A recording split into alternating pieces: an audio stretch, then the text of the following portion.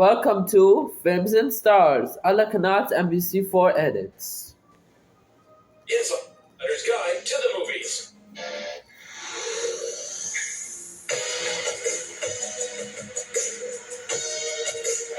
Welcome to Films and Stars, your insider's guide to the movies. This week, we stand in awe of Michelle Monaghan's cinematic versatility. But for now, she's a successful TV star out on a girls' trip in The White Lotus Season 3. Movie Report. Our hotel is the best in the world. At the end of the week, it will be an entirely different person.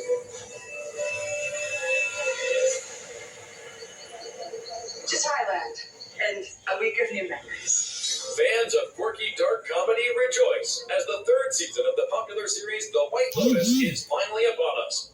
This Emmy Award-winning social satire once again boasts an all-star cast that heads to an A-list resort to unleash their worst, most privileged impulses.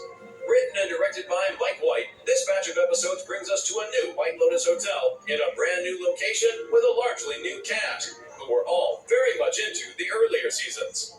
I'm going to help you bring your joy back. I'm such a big fan. Like, the first few seasons I love, and I used to say I want to be in White Lotus, but I don't know where I'd fit. I couldn't see myself in that world. And then I got the audition for Chelsea, and I was like, oh my God, this could be it, this could be it. But I was actually so scared to do it. I think because I cared so much, I was like weirdly like putting off doing my self-tape. I was like, don't think I'm gonna do it. And my friends were like, do you think you might be self-sabotaging here because you feel like you might get it? I love it just as much as everyone else loves it. Of course, being invited to be a part of it, you certainly want to do it justice, and you want to be in service of Mike's brilliance. You know, he's such a master of tone, and I think that is something that we all, were motivated by. I think what makes this particular season a little bit different is that we're in Thailand. It's the location, and what's exciting is that we see each of the characters explore Thailand in a way that we haven't seen in previous seasons. And I think as a result of that, this show actually feels bigger.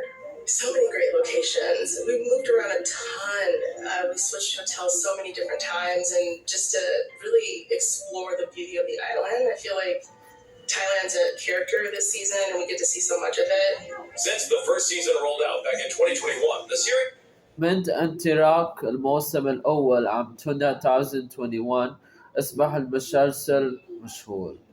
That means the مسلسل they were doing is مشهور because it was launched in 2021 by the guest stars, these guests like myself. It's the location, and what's exciting The lady with the white shirt, the White Lotus. is that we see each of the characters explore Thailand in a way that we haven't seen in previous seasons. And I think as a result of that, this show actually feels bigger. So many great locations. We moved around a ton. We switched hotels so many different times, and just to really explore the beauty of the island. I feel like Thailand's a character this season, and we get to see so much of it. Since the first season rolled out back in 2021, the series has become rather iconic, and its returning cast members were treated like royalty during the shoot. I mean, season one, we just felt lucky to be working. It was COVID. We were in one location. We weren't allowed to leave the location. And to go from that to White Lotus is like a cultural phenomenon. Like, it's just, I felt that going in. I felt that pressure and that nervousness. And I remember Carrie came up to me and she was just like, "You're nervous?" She's like, "We're all over there and we're all nervous to meet you." All friends, long time friends. Not all Happens in Thailand, stays in Thailand.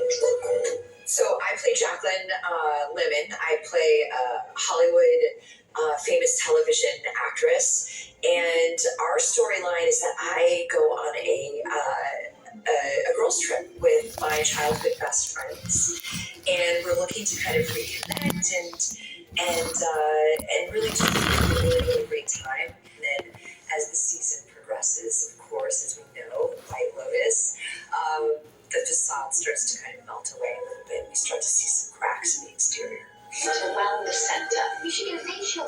Rick, the lady in the airport thought you were my dad. God. Chelsea Chelsea's so oblivious to what the White Lotus Resort is. Just aware, she's like, why the hell are we here? So actually going into that headspace helped me forget that I was in the show. Like, I kind of didn't have the stakes of the show so much because Chelsea doesn't have a clue. The brand new third season of The White Lotus is available for streaming now. I almost died today. But we got the room comped, didn't we, babe? So that was cool. Yeah, you did a great job. Good.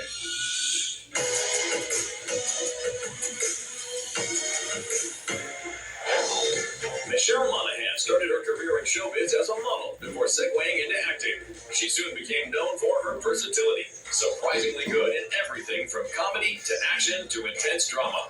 I think it's just people mistake me for being just like really, really happy all the time. It's like I really like to explore the darker sides of roles, and that is just, obviously that's what actors do. That's our job. One of her biggest early breaks was in the beloved dark comedy detective flick Kiss Kiss Bang Bang opposite Robert Downey Jr. It's interesting. It's come back around now in like the latter years as a Christmas movie. It's kind of reinventing itself. In fact, people will always say to me like, "Oh, Kiss Kiss Bang Bang is my favorite Christmas movie." I was like, "Oh wow, that's right. It was set around Christmas time," and I never thought of it as that. But I'm glad that it's still. It's found its audience. It's a bit of a cult favorite, and it means so much to me because I'm so proud of that role and everybody in it. Right from the start of her career, Monaghan was working with big-name actors like Downey, Val Kilmer, Casey Affleck, and Jake Gyllenhaal. At first, she was a little starstruck.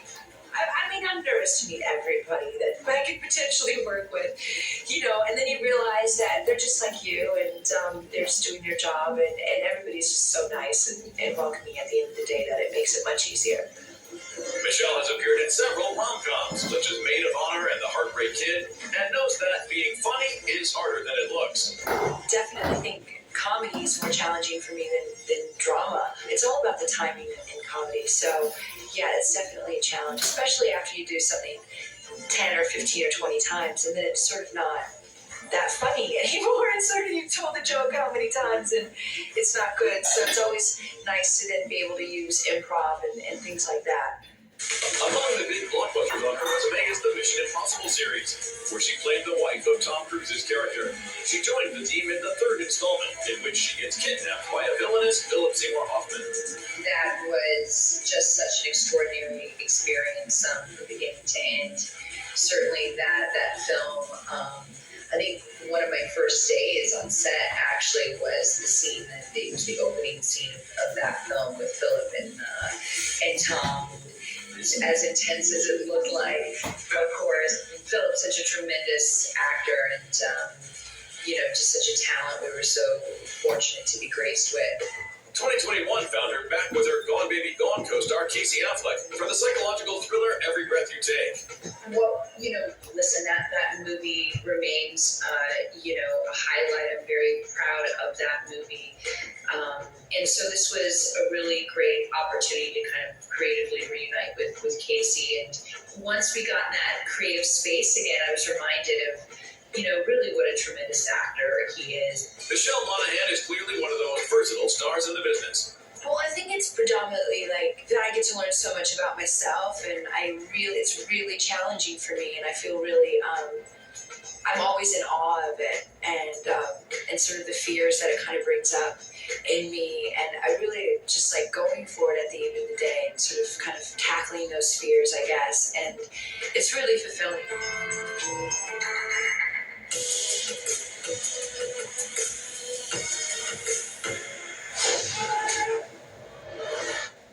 Thank you for finding the time. I will admit, it's not entirely unpleasant seeing you again. For fans, though, that might be an understatement, because after almost 7 years, the vigilante protector of Hell's Kitchen is back. Naturally, there was no other place to celebrate the premiere than in Daredevil City, New York. Yeah, I was born and raised here, so New York has a special place for me for work, for personal reasons. But there's, we always talk about New York being a character in a show, and I think we have to be here for the premiere. We have to be in this crazy building. Oh my God. It's beautiful and it's fun. It feels celebratory, which not all premieres feel. Sometimes it feels like a chore or a job. This really feels like a party. serves his city. I can see you're not entirely convinced. Can you blame me? Born Again continues on from the 3 seasons of Daredevil on Netflix, now at a new home on Disney+. It's so great. We're so happy about the show being back, and we had such a great time doing that first season. It was hard. It was difficult, but we pulled it off somehow, in some way. It seems like, and it's just very exciting. Yeah, I'm still pinching myself. I never believed this moment would happen. So, after all these years, I think it's been 6 years since we last had an episode released, and it's just surreal. It's a dream. I can't shake the feeling that you're gaming the system. Why did you stop being a vigilante? The lines crossed. First Kevin asked us to do, I think he asked you to do Spider-Man first.